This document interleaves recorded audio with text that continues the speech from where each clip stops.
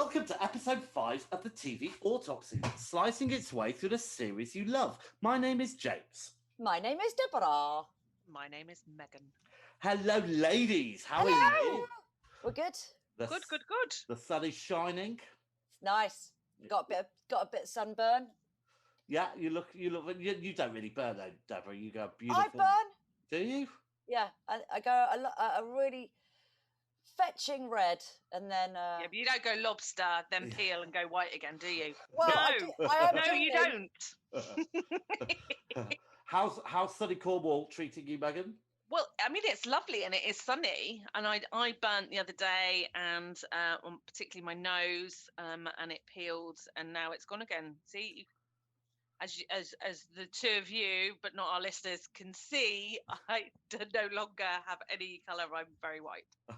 I try not to go out until it's dark, so the vampire that you are. Anyway, so I've got a little bit of news.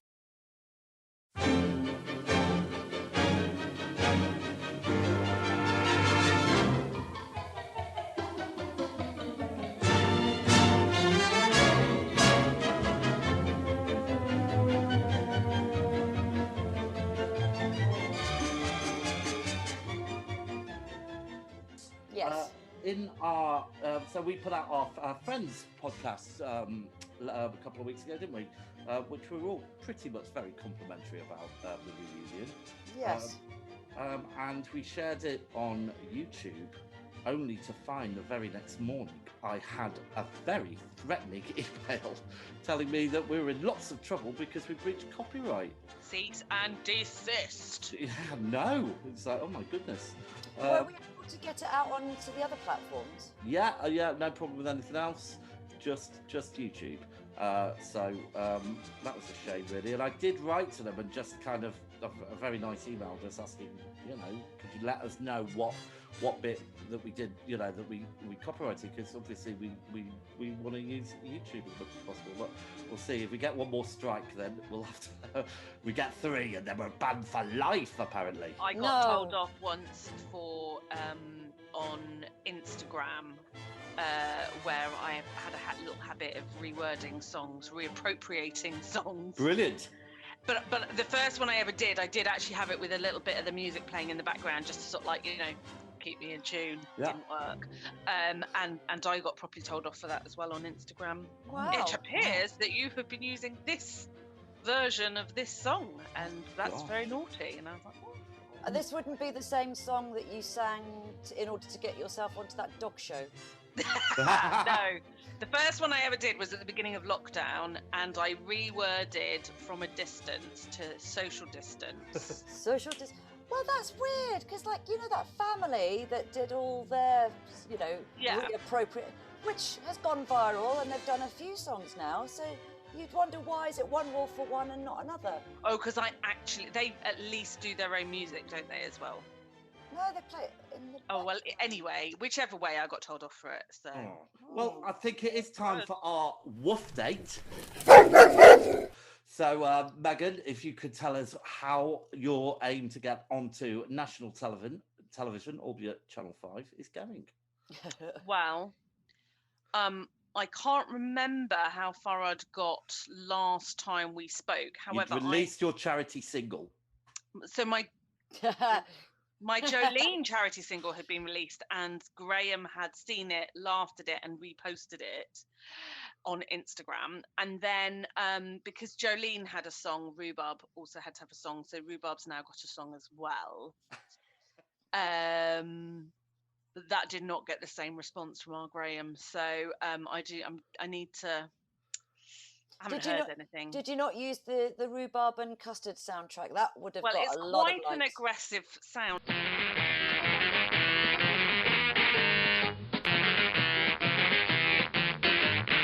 Isn't it? I mean, that's probably going to get us banned from YouTube as well. Oh. Well, we'll find out, because I've just put it in. So there we go. Oh, well, no, that's not the tune I use, though. So anyway, you guys can listen to it on Insta. But it's... yeah, you got to treat them evenly, haven't you? They're both as challenging as each other in different ways. Well, anyway, yeah, so that's it. More songs, Vicar. Tune in next time to find out how Megan's plight is going. Anyone got any news? Well, that was one bit of news. Yeah. Anything else? The little bit of the nugget of news that I rooted out this week, because it's a regular search that I do, is when is Handmaid's Tale season 4 coming to the UK? When is it? Channel 4 have confirmed that it is this month. Oh, brilliant. But I don't have a date, but they did confirm it was June. I've got to thank you for that as well, Megan, because you talking about it really got me back into it. And I watched the whole of the third season, and I liked it. I mean, it doesn't annoy me that, they escape and get back. But I suppose, to be honest, that's what happened in Doctor Who for about 50 years. I've watched Motherland, all of it. If you've never seen it, you should watch it, even if you're not a parent, because it's still very funny and still very, very good. Okie dokie. It's got Carmichael from Line of Duty, and from The Terror, Mr. Goodser, Dr. Goodser. Yeah. Was that the one that everybody loved? We all loved. Yes, the very sweet one, as well as people like Diane Morgan. Joanna Lumley's in this one, as well as Sonia from EastEnders. It's just all right, old bag, isn't it? So good. It's so good, so funny. That's season 2, and they're really quick to get through because they're only half an hour long. So I think in total there's only about 12 episodes, something like that. Sonia from EastEnders acts her little socks off, doesn't she? And everything she does. She does. I've got a little bit of news, and it's kind of about our sister podcast, The Movie Lighthouse. So, Deborah, you have famous connections, obviously, because you are a little superstar yourself. But you have a couple called Patrick and Lynn. Yes. Who, director, producer, writers extraordinaire. Yes. They have basically made their own feature film called Happy Little Bunnies, and I got the chance, thanks to you, to interview them, and that's on the Movie Lighthouse podcast. And I must say, really, really enjoyed the film. That's different. Good. That's good. Have you seen it yet? No, I haven't. No, I haven't seen it. Honestly, you can get it on Amazon. It's really worth a watch. It's like nothing you've ever seen before, and the writing is brilliant. Oh, fantastic! I mean, they talk about there's a whole bit where they're talking about the porn industry, and it has completely opened my eyes about the whole. It's so well written. I mean, hats off, and it's not a dull moment. It's really, really worth watching, and it's like a $5. And I know, and did Patrick write it, or did Lynn write? So Patrick wrote it and directed it. Yes, Lynn produced it, and Lynn's performs in it. There's a little cameo for Patrick as well. But speaking to them both, they're such a nice couple, and you can see brilliant. How they just love doing what they're doing, and to get a film off the ground, and their casting choices were second to none. They only, they made one big error, in my opinion, and they didn't cast you, Deborah. But I'm sure they're waiting to break, get big before they use. They're kicking themselves. They can't afford me. They can't afford me. That's it. But I watched them fall in love. So we did Panto together many years ago, back in 2004 or something. Yeah. And you came along to see one. Well, that's how I opened the interview, and they were laughing their heads off when I said, I've been following your career for 20 years. They went, what? Brilliant. Yeah. So a smashing couple, and I'm glad that's a good film. That's something to be proud of. Brilliant. Brilliant. All right. So without further ado, let's move on to Cutting Edge. Gentlemen, we're about to enter the fascinating sphere of police work, the world of forensic medicine. Okay, so this is where we talk about a series that we've been watching and we enjoy. Megan, do you want to kick us off? What have you got on the recommendation list? Well, do you know what? There's potentially one to talk about, but actually I'm going to hold off because that may form part of the decision as to what we're going to watch next month. Okie dokie. However, just going to downgrade this from Cutting Edge to, kind of have to force myself to watch something. There's two types of program that I can guarantee that I will tune into. I think I've already said it. It's anything about dogs. But the other one is anything that is house porn related. And Your Home Made Perfect. I love that program. A new series has started. Yeah. It's 3 episodes in, and new architects. Exactly, they changed up the architects. I bloody love it. I love it too. And what's it about? So engrossing. So it's they have a couple every week who have lived in their house for. Generally, they've lived in the house for years and years and years, and they're just at this point of paralysis. The house doesn't work for them, but they both want different things, and they can't agree how they're going to resolve it. So they come to this program with a little pot of money or a big pot of money, depending, and 2 architects listen to all of their requirements, and then create designs.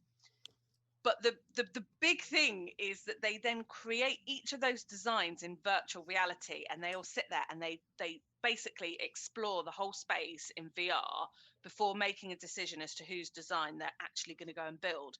Then they go away and build and do the build work, and then you go back and you get taken through all of the decisions that they've made, and it's excellent telly. It is. It's Brilliant. Really good and very well described, Megan.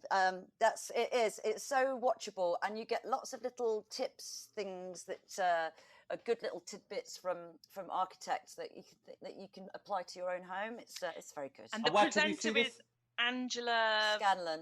Thank you. And I just think she's brilliant. She's really got good. some great little one-liners, and the way she talks with the great architect. energy. Brilliant. Yeah. It's on. I think it's BBC Two. Yeah. On Tuesday evenings, I think, and it's on iPlayer as well. No, Monday evenings. Monday evenings. Right. So anyway, you can always catch up. Yeah. It's brilliant. Lovely. Thank you very much, Deborah. Mine was just as I said, Motherland. So very worthwhile watching, regardless of whether you're a parent or not. It's about a bunch of parents at the school gates and what the characters get up to. I think you've got about 5 mums and 1 dad, stay-at-home dad, while his partner works, and it's just hilarious. Diane Morgan is hilarious. Anna Maxwell Martin, hilarious. They're all hilarious. It's just worth watching, and they're again half an hour long, very quick to get through, and you just want more. You just wanting. And where can we see that? So that's also BBC Two, which is on just after How to Make Your House Perfect. Is it? Yes. There we go. That's a whole night for you. And for me, because there is a whole night, because then after that is Inside on number 9. So it's just BBC Two on a Monday night is smashing. Also excellent. Lovely. Well, my choice is you can find it on Channel 4, but their catch-up thing, and it's the Goldbergs. I kind of started watching it when it first came out. It's a sitcom about living in the 80s and stuff, and I've just been piling through. I'm finally on about series 7. There's about 8 series so far, I think.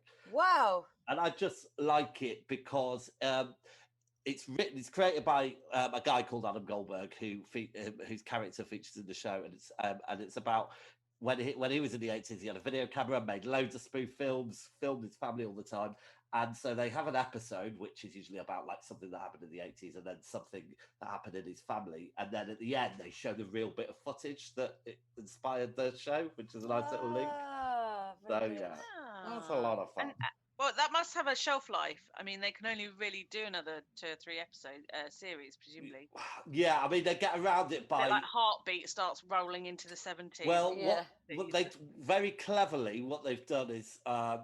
they open every show with it was April 4th, 1980 something. So the whole 80s is kind of jamboree. There's no kind of, we don't go chronologically through. So it could be E.T. one week, and then it could be, Fresh Prince of Bel-Air the next. Yeah. And that's a clever idea, really. But I do think it will. I think the final episode will be, and it was New Year's Eve, 1989 or something. But yeah, it's good fun. So that's that. Now, isn't that how the 70s show finished? Or but they were chronological. They went through the whole 70s, which I was a big fan of as well. Right, Flatliner.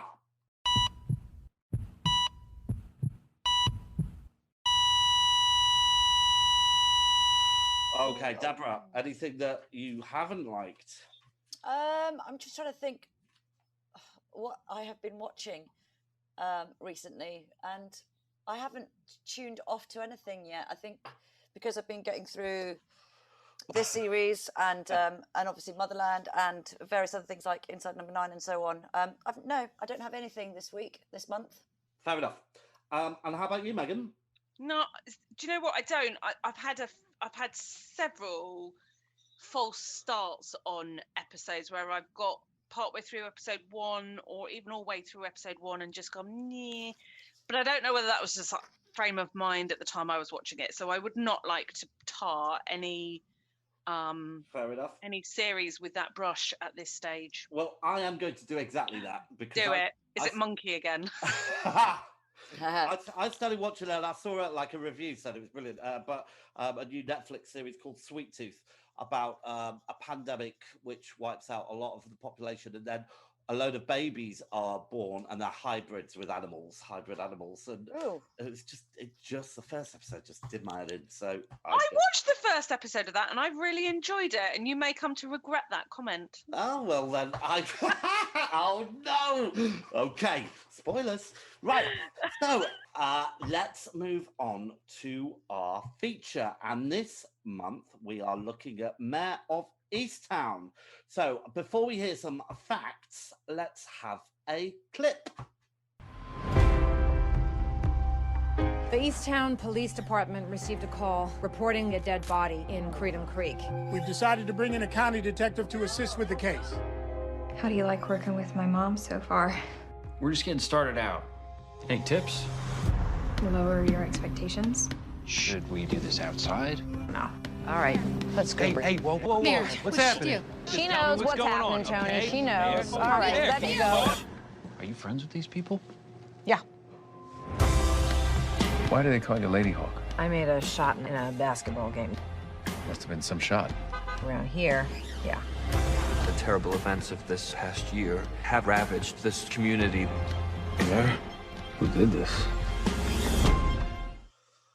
Okay, Deborah, queen of the fact. I've got many. So, Mare of Easttown, a Sky Atlantic 7-episode series. It's meant to be a limited.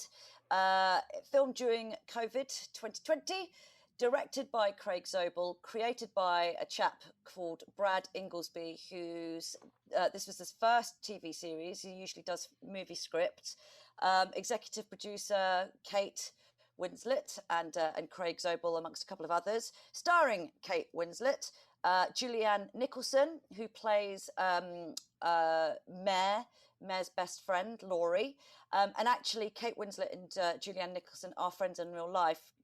She is in I, Tonya, The Outsider, Boardwalk Empire, and her husband is the actor Jonathan Cake, who is Kate Winslet's son's godfather. It's also starring Jean Smart, who plays Helen, who's Kate's mother, and of course Guy Pearce, who plays the love interest.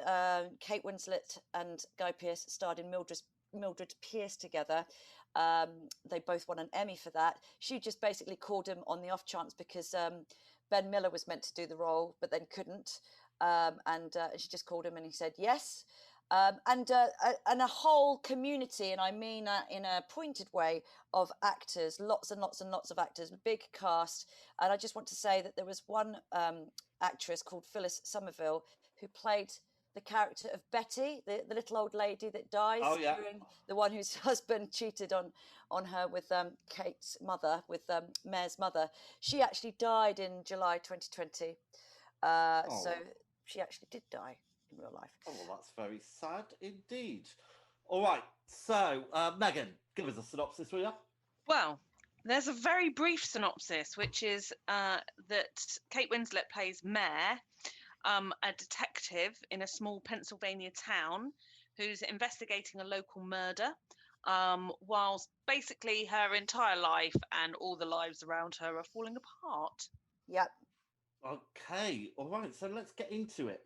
Well, okay, cards on the table. I really enjoyed it. I thought it was a really well-made series, but I could not help watching this without being reminded quite heavily of Broadchurch and Twin Mm-hmm. Peaks. Yep. And all that kind of stuff. And, you know, it's another detective, you know, detective pairing, you know, solving the mystery of, you know, a murdered girl.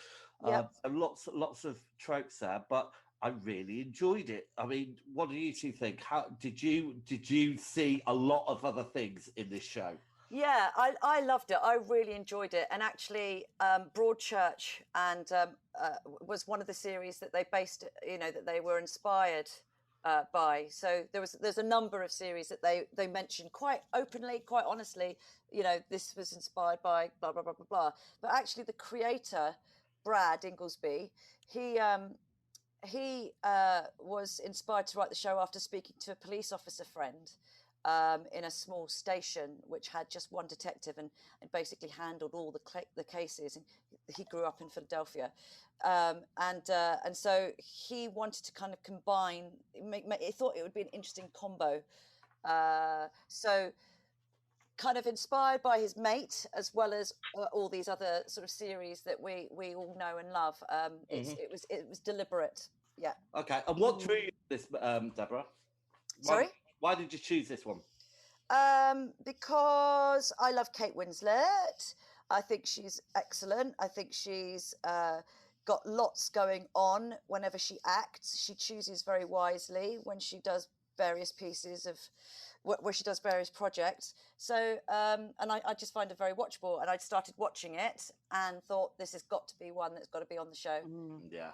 Yeah, So I'm with Deborah on that one. I'm pre-inclined to like something that Kate Winslet's in. Yeah, me too. She is excellent, and she, as you said, Deb, she makes really good choices. And I think, and I would agree with everything, that there's a certain formula around, you know, your troubled detective pursuing a murder or something like that. But I kind of felt that was more just, it helped to hang all the other bits off it, and it's more about the community and the relationships in a small town, and how everyone's related to everyone else and knows everybody else's business. Yeah. And the layering of the generational, I mean, I love the sort of like the generational relationships with Kate and her mum and her daughter and grandson and everything. So it was all of that.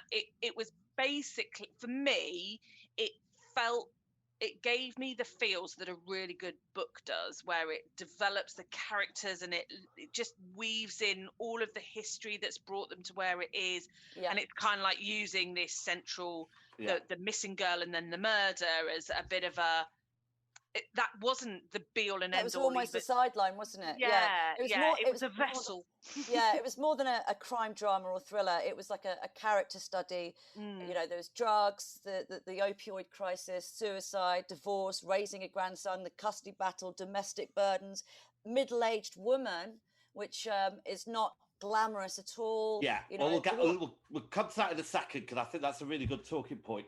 I just wanted to say as well, because if this was a horror film or if this was a romantic comedy or something, nobody would really kind of pin so much on it. And I think it's not a problem having, you know, the detective drama, the murder mystery, and you have to have a load of characters in order for us to kind of get involved and wonder who's done it and what the plot's behind it. So I'm perfectly happy with that trope. But I agree, Kate Winslet is quite a remarkable actor, and you know, and she made very good creative choices about this, didn't she? About how she looked, you know, she didn't want to look glamorous. And how she sounded. I read that the accent that she and her mother had to learn how to do it, and she's actually had, I mean, who knows? It's probably like someone trying to do a Cornish accent, and it's either terrible or it's like, that's possible. But it's notoriously difficult, isn't it? This Delco accent. Yeah, and so she nailed it. Yeah. So actually, all the actors were terrified of getting it wrong, and the creator grew up in Philadelphia, would record, his wife, and then they would sit and listen to, because nothing, it doesn't follow a certain pattern. They're just different words that sound different and elongated and so on. And it turns out that this, they call it the Delaware County accent, or Delco for short. Kate Winslet was like, oh, I've done Armenian, oh, I've done German, I know I could do this. She felt it was really tricky, but she was the only one of the cast that when they stopped shooting, she would go back to her normal English accent, whereas all the other actors were absolutely terrified to do that, because they felt that they would lose it. They'd lose it. And then there's this obviously massive big section in during the summer last year where filming had to stop from March to September, and all the actors were just, terrified of losing everything. Oh, wow.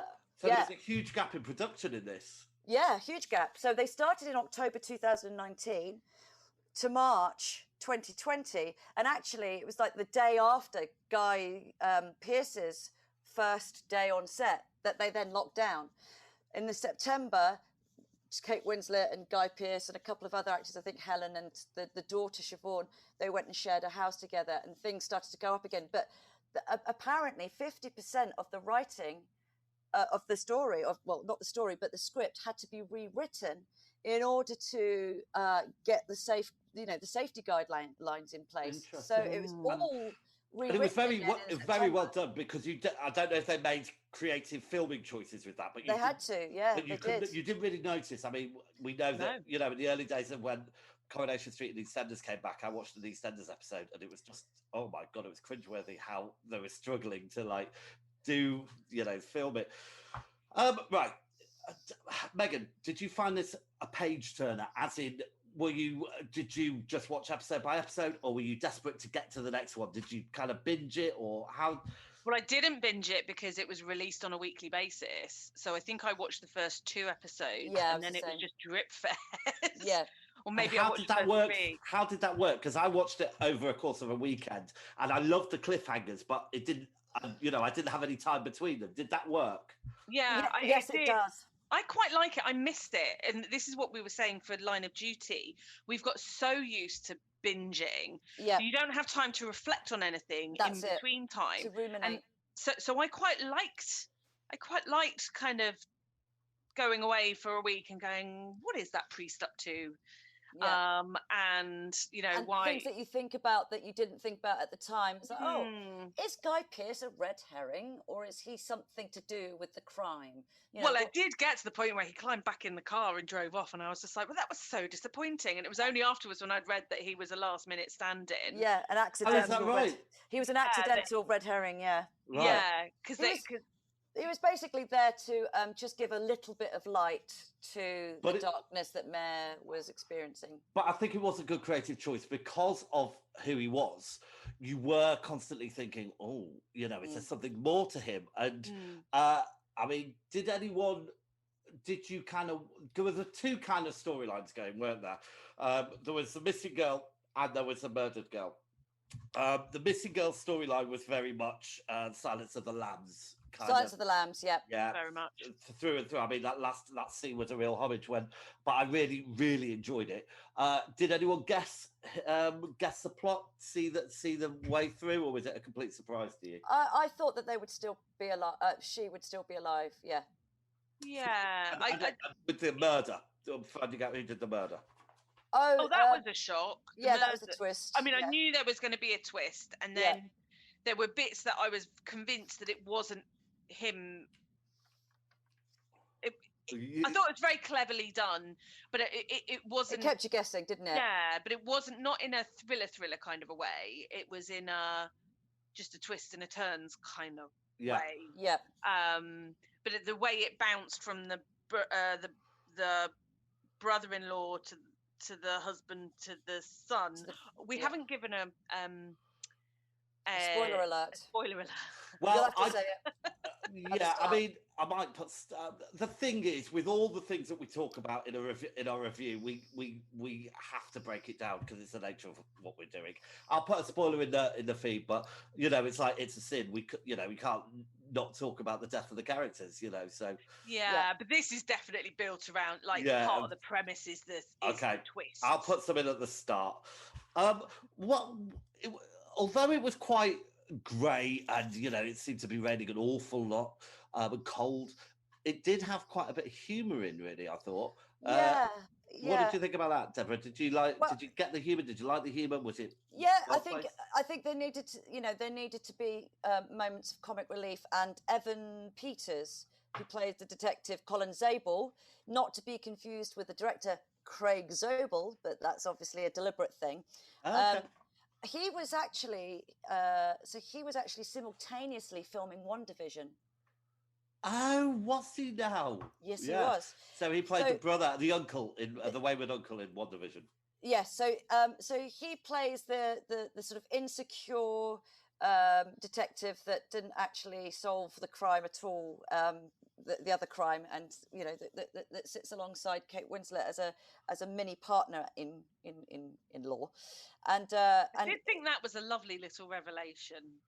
I thought it was a great performance from him. It was a lovely, it was a lovely relationship, and he had tried out lots of various things to bring comedy to it, which the director loved. So the getting drunk at the bar scene, and I've got to pick up my bagel, that kind of thing. And actually, in real life, Evan Peters felt quite insecure about it, thinking he did a horrible job. But when he sees it back on screen, and the director loved it and just thinks he's really hilarious. And the last actual scene that they ever filmed was the dinner scene that he filmed, was the dinner scene between him and Kate Winslet, and and he's kind of looking down at his plate. So all of these things that he brings into it just gives it a bit of comic relief. And then he goes in, then episode 5 happens. Yeah, but what a brilliant shock, because I really wasn't expecting that. Yeah. He dies very quickly, very suddenly, very instantly. No long death scene. Brilliant. Can I just say there was the laugh out loud moment when the daughter of Kate Winslet had brought home her new girlfriend, and her ex was like lying on the sofa, listening on the headphones on the sofa. She just gets up and does she scream or just everyone freaks out, and it ends up with the grandmother being concussed, just knocked out. Oh, that and was do you know what? funny. Do you know what's interesting about that is that I just found up another little fact, and the character of Helen, who's played by Jean Smart. This is the mum of Kate Winslet. She decided very early on that she would always be eating or drinking in her scenes, and she injured herself in a scene where she was leaning on the stairwell railing, and she was leaned too far forward, and she fell. She broke a rib. She sustained concussion and was in hospital for 5 days. And while they were waiting for the paramedics to arrive, Kate Winslet was supporting her back and jokingly reassuring her, "It's all right, Mummy. They're nearly here, Mummy." To the point which the paramedic mistook her for Kate Winslet's daughter. So I'm just wondering if that was put into that particular scene and worked into that scene of her falling over at the foot of the stairwell and being concussed and then being and lying in hospital, because it was funny for them to reenact that. Yeah. So, I think Wendy Richards, who played Pauline Fowler, always had to have a prop, always had to have something to do when she was doing a scene. That was I'll tell you what I didn't like, what made me feel uncomfortable. I don't know if you two felt the same, but there was certainly one or two scenes, certainly one, where the baby was in quite a lot of distress. Now, usually this thing didn't bother me, but that baby looked really upset. And I just thought, I don't know. I know we have to see an upset baby. I get the point of it. But at what point do we go too far? Because that kid doesn't know he's acting. He is basically been traumatized a little bit. What do you, Deborah and Mo, what do you think? Yeah, it was distressing, particularly the cry in the last episode when he's just about to go in for his ear operation. He had a very strange way of crying. It's very breathy. But yeah, I mean, I would wonder that, you know, Kate Winslet was notoriously very protective of the young actors on set. So I'm presuming that she would also be, you know, protected as a mother of three herself, of the baby not going through. Yeah. So come on, we just got to pinch that baby a little harder. We need to make her cry a little bit louder. Well, we don't know that. I mean, I don't know. Presumably, babies do cry anyway, and some of the sound could be overlaid to make it a more distressful. I just thought he looked so upset, that kid. I don't know, and it doesn't usually happen. Go on, Megan. Sorry. Well, I didn't register it to that extent. Okay, fair enough. Fair enough. More about it might me. have been a bit.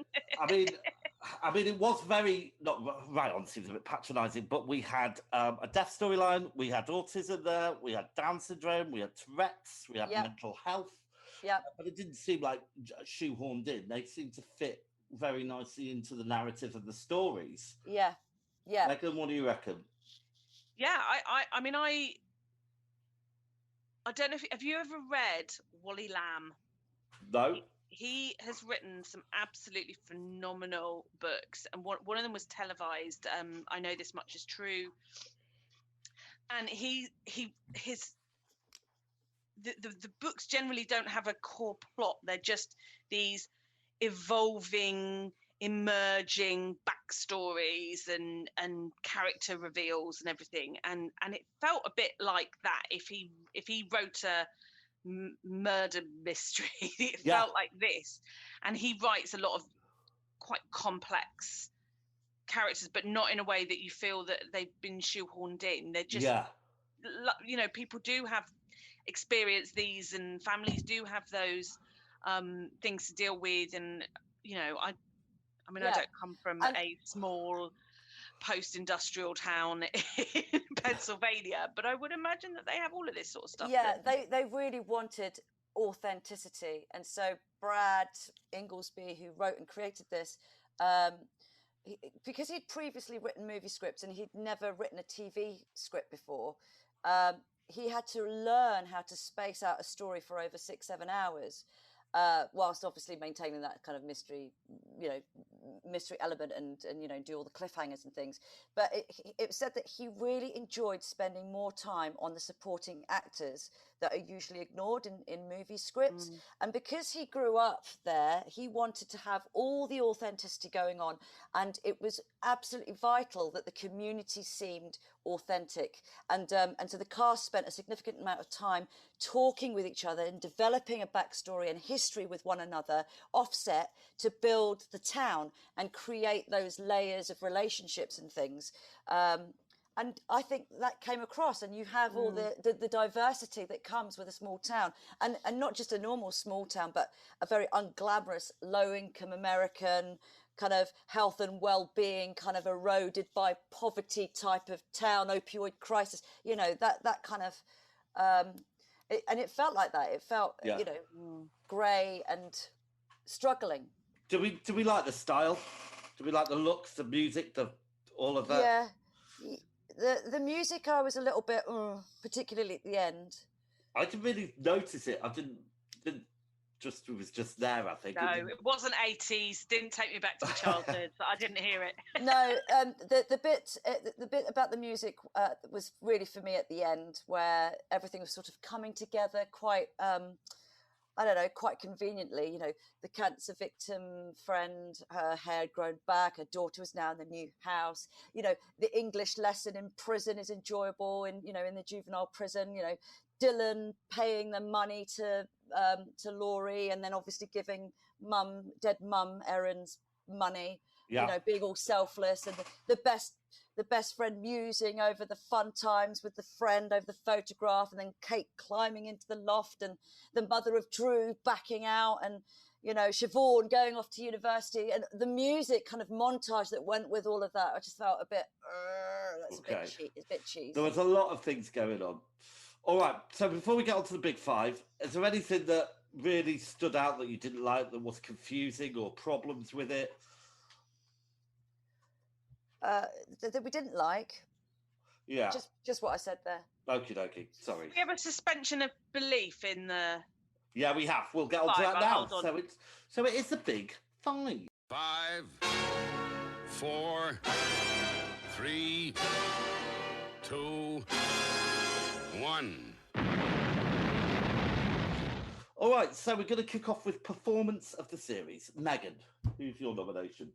Well, it's Kate, isn't it? Kate for me. I've got some standbys because it was an excellent cast. Yeah. You only get to choose one. Kate. Well, it was Kate. Yeah, Deborah? Yeah, exactly the same. Kate, subtle, multi-layered, so much truth, so much depth behind her eyes, very understated, very, I think, powerful, award-winning.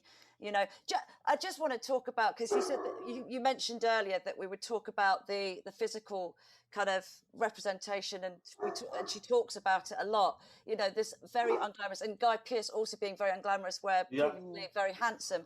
You know, just the physical representation of grief. You know, which is her roots that are grown through that physical representation that she's experienced. You know, that her Columbo has a different view. That her self-care had gone. You know, Kate's trademark eyebrows filled in. You know, and you know, the showing of her belly during the sex scene. Just Kate. Sorry, and with wardrobe, they would go and look for like baggy stuff, bad jeans they called it, and usually at the end of when you wrap for the day, wardrobe would take your clothes away. They would, you know, wash it, iron it, hang it up. But she wanted it to be left in a pile on the floor where she'd left it, and pick Fold it up, throw it in the corner, and pick it up next day and continue on. Because again, it's that physical representation of don't have time.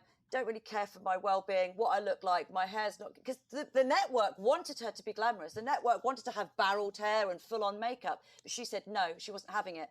To the point that actually the billboards itself, the posters... Well, yeah. She kept sending back and saying, I know I've got, you know, certain wrinkles around my eyes. Put them back in. She rejected the photoshopping on the promotional material several times for that reason, as Deborah says. And then also in the sex scene... The tummy. The belly, yeah. She was given the opportunity to be digitally enhanced, and she said no. way. Yeah, she wanted to be a real 40-something. Yeah. Good for Kate. All right, so Deborah, set piece of the series. It's got to be the rescue mission, I think. That was very edge of your seat, and Silence of the Lambsy. Yeah, I've put the same, the bar, same with the girls. I did too. I had that too, but as an alternative in case somebody picked that first.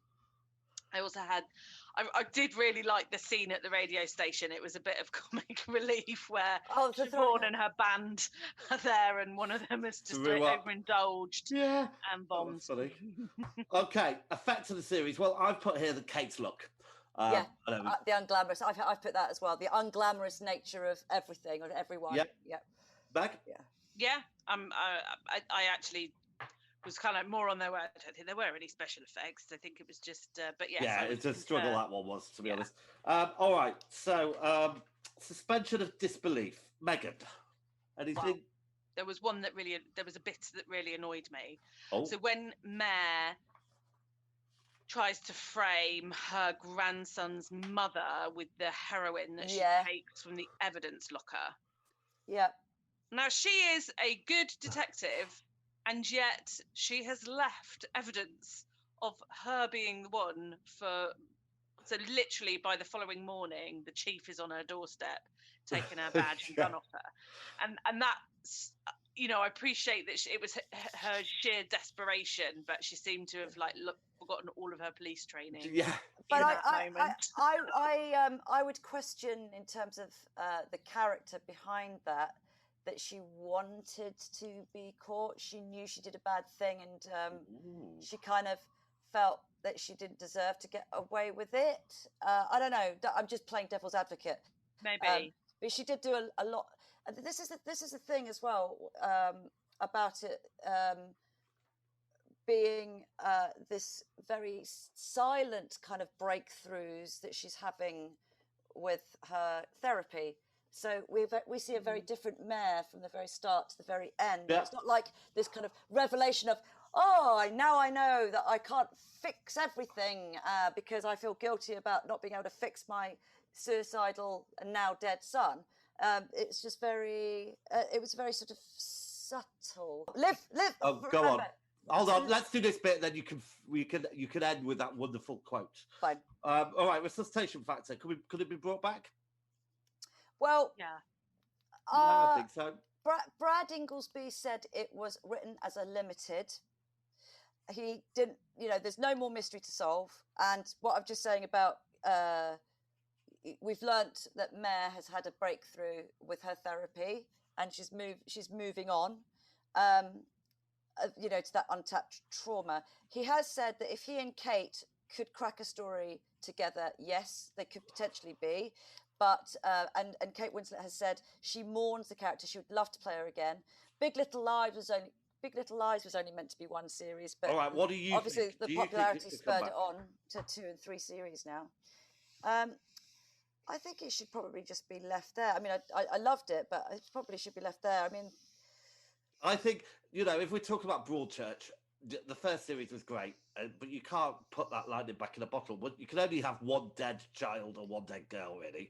And as soon as, it's trying to think of another way and then getting all the same characters that you love back into the same story. But you don't need all the same characters. You need a handful of them to be relevant. I kind of feel that there is scope for it to be resuscitated, but it would need to be different. So it couldn't be like the Big Little Lies that they just continue. They continued the previous storyline. You would have to throw something else in. I think the only way that they could do it, because even though it's called Mare of Easttown, it could actually be Helen, Kate's mum of Easttown. It could be Laurie of Easttown. They've all got their stories. So if they were going to do it, interesting take. They could go down. Okay, now this is Laurie of Easttown, and this is her story. Or you don't even have to see the other characters. Actually, no, the whole. But they could flit in and out. A few of them, yeah. As and the focus is on them. I think that would be the only thing, really. All right, guys, we've been talking for quite a while, so I'm going to wrap it up here. Anyone got any final thoughts or comments that they want to make before we score it? Learn to live with the unacceptable. That's a very good quote.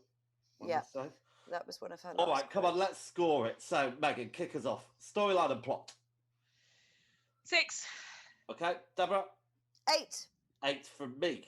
Deborah, characterizations and performances. 9.5, 10. Ooh, good. 9 from me. 10. Good stuff. Style gets an 8 from me. 9. 6. Originality, Megan. 4. 8. 4. And absorption factor, Deborah. 9. 8. 7. Okay, so let's add up our scores. I did cry at the end. Oh, did you though? I did. When she hugged, I was crying at the end, but when she was hugging her best friend.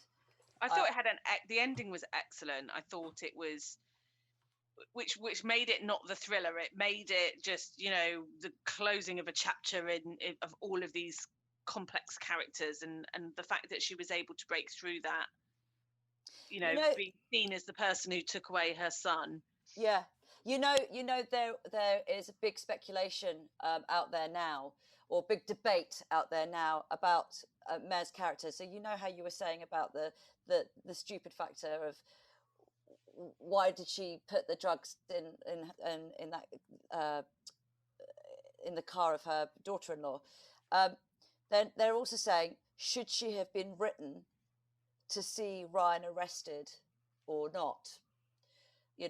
Could she have left it be, like Laurie said? Why couldn't you have just left it? Now you've destroyed my entire family. Would she have let it be, or was her character rightly written to? I thought her character was rightly written to see it through. Thing. I don't think she could have let that go. Right. Yeah, I think she did the right thing. Right, come on, scores. Megan, what did you get on the total? 66. 66. And Deborah. Oh, yes, I'm doubling it, aren't I? Yes, please. 88. 88.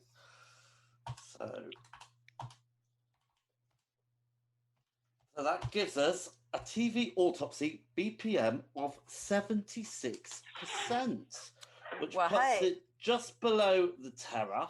Yes. But above friends. There we go. I think that's pretty good. Quite right. Yeah, so number three. Very good indeed. Right, wow. Well, that was a big mystery. So now on to our final mystery of the podcast. Megan, do you have some clues for us for what we are going to be watching for next month? Right, up front, I've got 2 options. So you have to choose whether you're going to go for the triangle or the star. Oh, I'm going to go for the star. Deborah? And these are visual representations of...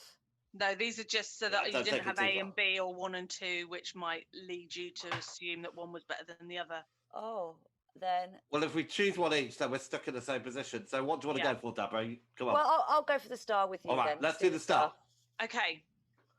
You will be glad to hear that the triangle was Sweet Tooth. Oh, thank God. Right. Have you got any clues for us? So the clue number 1, its well-known creator and director departed after the first 4 episodes due to some very unpleasant revelations about his previous treatment of cast and crew on previous projects. Oh, is it Ghosts? Ooh, no, no idea. Okay. Clue 2, it stars Laura Donnelly, who played Jamie Fraser's sister in Outlander, and also the lovely Nick Frost is in it. Oh, I still don't know. Okay, Deborah, any ideas? No. Okay, final clue. Clue number 3, this should give it away. It's a steampunk Victorian-based drama about a group of people with weird powers. The Nevers. Yes. Now, I started watching The Nevers, and I watched the first 3 episodes. Well, now you've got to watch hold the on, following hold 3. it for next time. Yeah, I've also been asked to be in The Nevers, but I just don't have the time to do it. We'll tune in next month to find out all about that. So it's 6 episodes. It's on Sky. Looking forward to looking at that. So just before we go, guys, we'd like to hear from people if you want to get in touch. How can people get in touch with us? We have a Facebook page, TV Autopsy. Any other ways? We have an email, tvautopsy@gmail.com.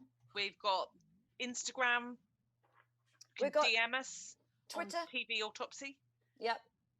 And that's it. So if you can't manage to do any of those, then don't bother getting in touch, frankly. Come on, hit us up. Well, on that cliffhanger for next month, I suppose I will bid you both adieu. I enjoyed that series. Thanks, Deborah. Yes, that was a good one. All right, so we'll see you next time. Take care, everybody. See you later. Bye-bye.